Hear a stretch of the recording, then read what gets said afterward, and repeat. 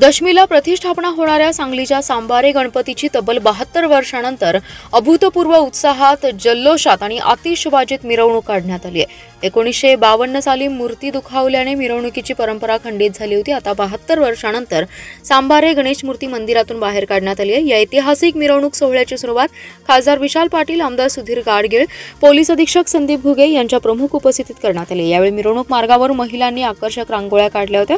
सांगली संस्थानचे राज्यवैद्य आबासाहेब सांबारे यांनी पांगेरीच्या लाकडापासून गणेश मूर्ती बनवून 1899 साली मूर्ती प्रतिष्ठापित केली होती।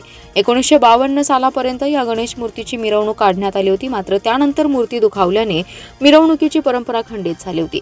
सांबारे गणपतीचं यंदाचं हे 125वे वर्ष असून तब्बल 72 वर्षांनंतर निघणाऱ्या सांबारे गणपतीच्या मिरवणुकीसाठी सांगली नगरी सजली होती। सायंकाळी 5 वाजण्याच्या सुमारास शहरातील प्रमुख मार्गावरून मिरवणूक काढण्यात आली। यावेळी पारंपरिक वाद्य मिरवणुकीच्या अग्रस्थानी होते। यावेळी चौकात फटाक्यांची आतिषबाजी करण्यात येत होती।